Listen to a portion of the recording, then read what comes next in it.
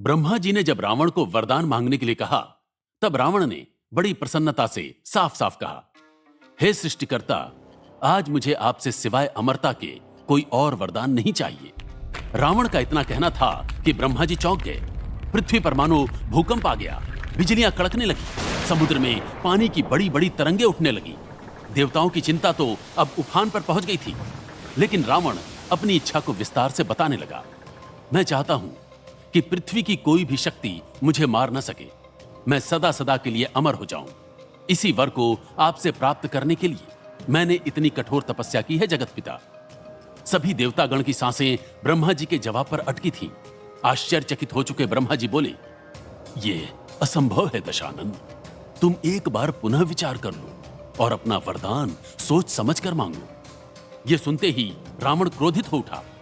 आपके लिए तो कुछ भी असंभव नहीं है ब्रह्मदेव, और आप ही ने तो कहा जो मांगना है मांगो। फिर अब आप मुझे मना कैसे कर सकते हैं? ब्रह्मा जी ने रावण को समझाया, यह सत्य है कि मैं तुम्हारी तपस्या से प्रसन्न होकर यहां तुम्हारे सामने आया हूं, परंतु अमरता का वरदान किसी भी मृत्युलोकवासी को नहीं दिया जा सकता।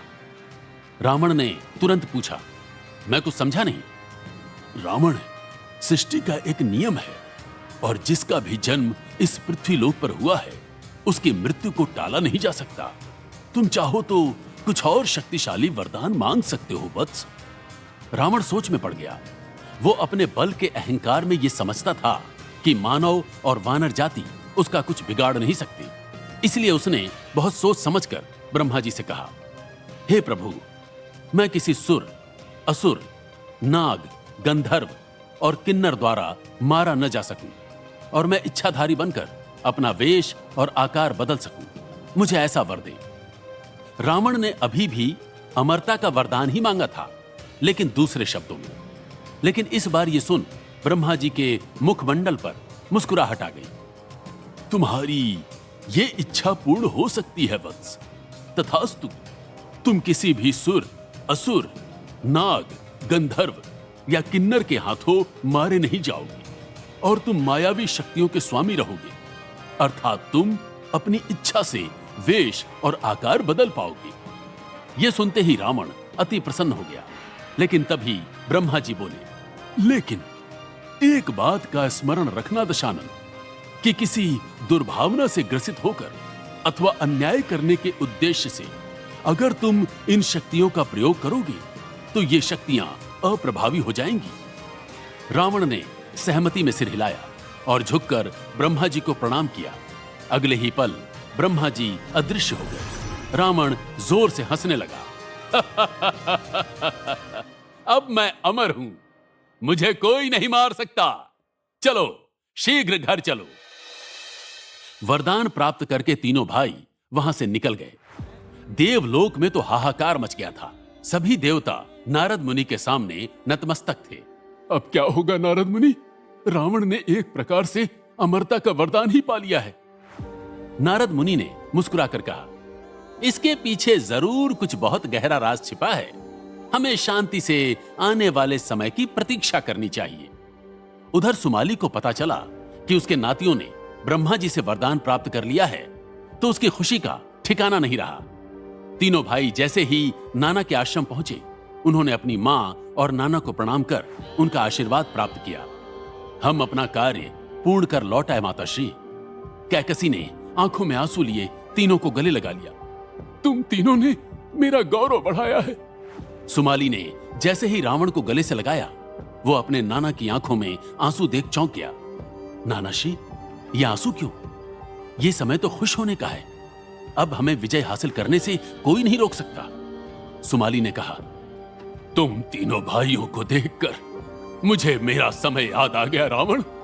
मैंने भी अपने दो भाइयों समेत इसी प्रकार से ब्रह्मा जी को प्रसन्न कर वरदान प्राप्त किया था। रावण यह सुनकर चौंक गया। नानाश्री, उसके बाद क्या हुआ था? सुमाली ने विस्तार से रावण को बताया। उसके बाद हमने लंका में अपना साम्राज्य स्थापित किया और भरे पूरे परिवार के साथ खुशी से रहना शुरू किया। इतना कहते हुए सुमाली की आंखें खून सी लाल हो गईं और रावण ने उत्सुकतावश पूछा, फिर ऐसा क्या हुआ नानाश्री? कि लंका नगरी हमारे कुल से छीन ली गई। सुमाली ने रावण की बात का उत्तर दिया, राक्षस कुल और ऋषि मुनियों एवं देवताओं के बीच उस समय टकराव होते रहते थे। एक दिन मौका पाकर धरती के सभी साधुओं ने भगवान विष्णु की शरण में जाकर राक्षसों का सर्वनाश करने का आग्रह किया और भगवान विष्णु ने उनकी बात मान ली। यह सुनते ही रावण भी गुस्से से भर उठा। तब सुमाली ने उसकी ओर देखा। उसके बाद क्या हुआ तुम जानते हो रावण? भगवान विष्णु ने हम राक्षसों पर हमला बोल दिया, जिसमें मेरे दोनों भाई और अनेकों राक्षस मौत के घाट उतर गए और इस तरह हमारे हाथों लंका का राजपाट छीन लिया गया। मेरी राजगद्दी, मेरा सम्मान सब मुझसे छिन गया। इतना कहकर सुमाली एकदम शांत हो गया, मानो उसके दुख ने उसकी जिह्वा को सी लिया हो। तब रावण ने अपने नाना के हाथ को अपने हाथ में लिया। नाना श्री, मैं आपको, माता श्री को, दोनों भाइयों को और संपूर्ण राक्षस जाति को यह वचन देता हूं कि लंका की राजगद्दी और आपका सम्मान वापस हासिल करके रहूंगा। सुमाली के चेहरे पर मुस्कान आ गई और रावण ने हाथ जोड़ते हुए पूछा, आपकी आज्ञा हो तो मैं कल ही कुबेर पर हमला बोल देता हूं। सुमाली ने कुछ सोचकर कहा, कल नहीं पुत्र, हमें पहले अपनी सेना को भी एक बार युद्ध के लिए तैयार करना होगा। रावण को भी सुमाली की बात ठीक लगी। तभी कैकसी ने कहा, मेरा एक सुझाव है रावण। रावण और सुमाली ने कैकसी की तरफ देखा। कैकसी ने जो कहा उसे सुन सुमाली को गुस्सा आ गया।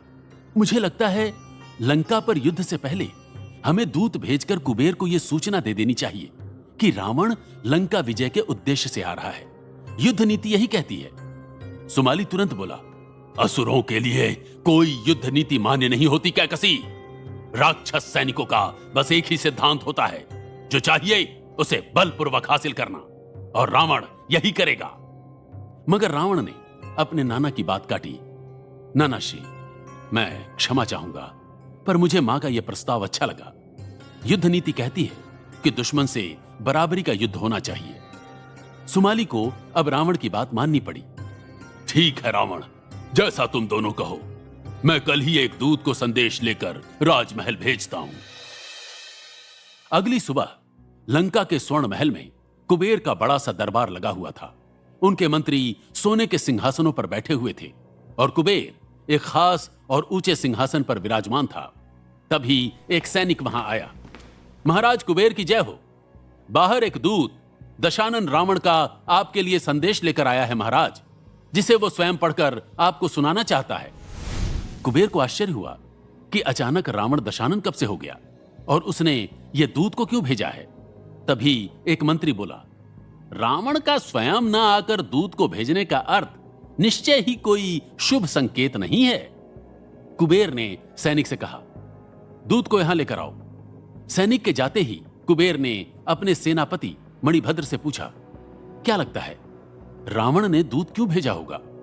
मणिभद्र ने कहा, हे धनराज, रावण ने कठोर तप के बल पर ब्रह्मा जी से असाधारण शक्तियों को प्राप्त किया है और उन्होंने ही प्रसन्न होकर रावण को दशानन बनाया। मुझे लगता है अब वो लंका पर विजय चाहता है।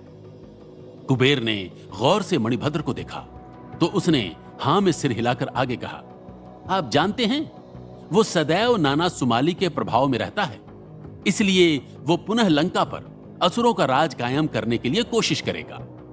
मणिभद्र की बात अभी खत्म भी नहीं हुई थी कि रावण के दूत ने राज दरबार में प्रवेश किया। दोनों हाथ जोड़कर झुककर कुबेर का अभिवादन करते हुए दूत बोला, हे महादेव के परम भक्त, धन धान्य के स्वामी धनराज, महाराज कुबेर की जय हो। कुबेर ने गर्दन हिलाकर उसका अभिवादन स्वीकार किया।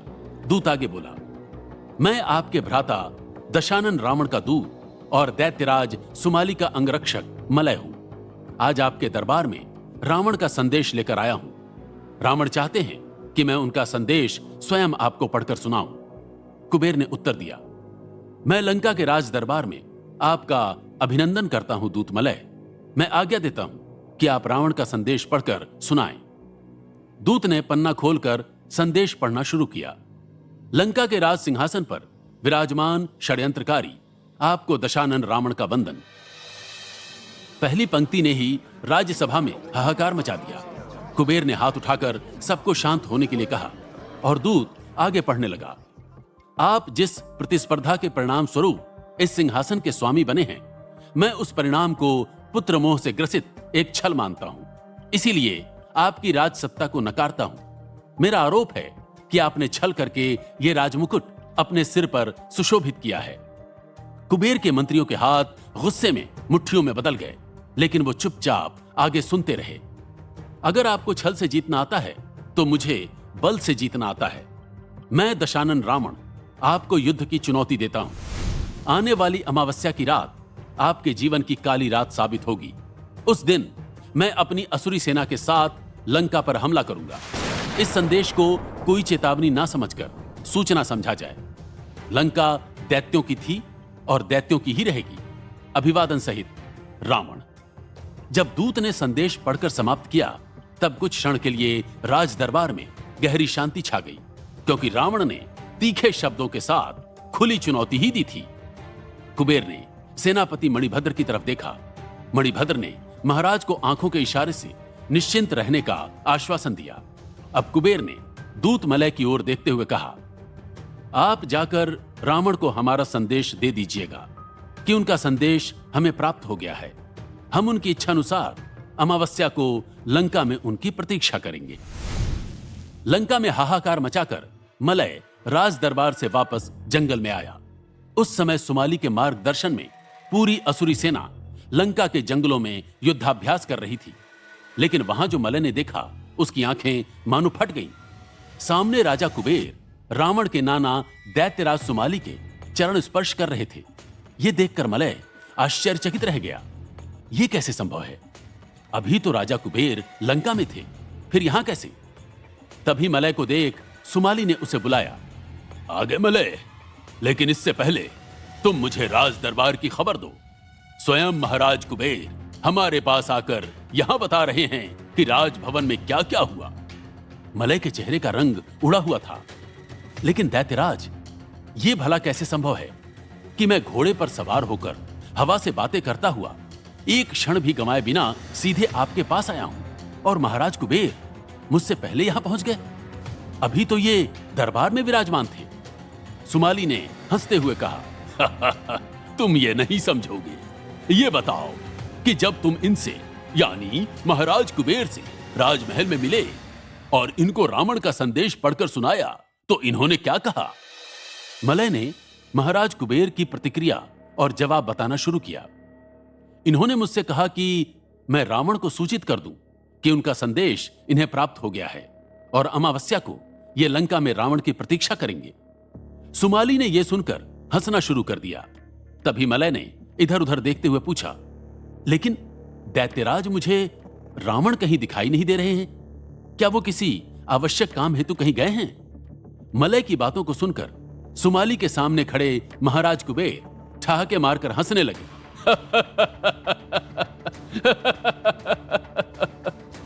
मलय ने देखा कि हंसते हुए कुबेर का आकार बदलने लगा है। उसने अपने आकार से विशाल आकार धारण कर लिया और देखते ही देखते कुबेर रावण के रूप में परिवर्तित हो गया। अरे, महाराज कुबेर ने तो रावण का रूप धारण कर लिया। दूत मलय ने आश्चर्य भाव से कहा। कुबेर से वेश बदलकर बने रावण ने कहा, मूर्ख मलय, मैं कुबेर नहीं, वास्तव में रावण ही हूं। रावण? रावण मतलब दशानन? आपको तो मायावी रूप में कोई पहचान ही नहीं सकता। मैं तो वास्तव में आपको राजा कुबेर ही समझ बैठा था। मलय का आश्चर्य देखकर सुमाली बोला, यही तो मायावी शक्तियों का जादू है। हम युद्धाभ्यास के साथ साथ ब्रह्मा जी द्वारा प्राप्त मायावी शक्तियों का परीक्षण भी कर रहे हैं। तुम्हारी बातों को सुनकर तो यह लगता है कि आने वाली अमावस्या वास्तव में कुबेर के जीवन में अंधकार लेकर आएगी। सुमाली की बात को सुनकर जंगल में उपस्थित पूरी असुरी सेना, सेनानायक मलय और रावण हंसने लगे। उधर लंका के राजभवन से मलय के प्रस्थान करने के तुरंत बाद कुबेर अपने पिता विश्वशवा को रावण का संदेश सुनाने उनके आश्रम में पहुंचे। अब क्या होगा पिताश्री? मेरे लिए क्या संदेश है? विश्वशवा एक दूरदर्शी ज्ञानी ऋषि थे। वो बोले, नियति को कोई रोक नहीं सकता पुत्र। तुम बस अमावस्या की प्रतीक्षा करो।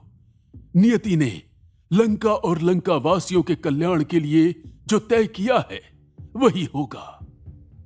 देखते देखते अमावस्या की सुबह आ गई। सुबह ही लंका के प्रधान सेनापति मणिभद्र ने सेना को किसी भी परिस्थिति से निपटने के लिए सतर्क कर दिया था। पूरी सेना अस्त्रों और शस्त्रों के साथ तैयार थी। चारों तरफ गुप्तचरों को सक्रिय कर दिया गया था। महाराज कुबेर राज दरबार में पहले की तरह राज सिंहासन पर विराजमान थे।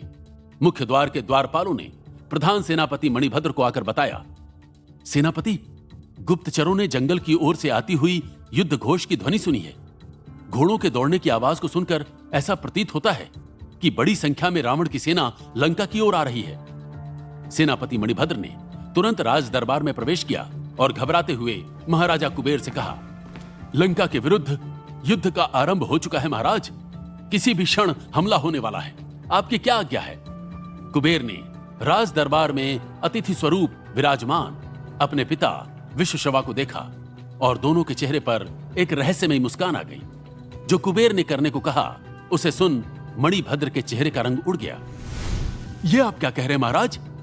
आखिर क्या कहा कुबेर ने जिसने मणिभद्र को इतना चौंका दिया? चिंता की इस घड़ी में कुबेर की मुस्कुराहट का क्या रहस्य है? क्या विश्वश्रवा जानते हैं कि क्या है लंका का भविष्य? क्या रावण कुबेर को पराजित कर पाएगा?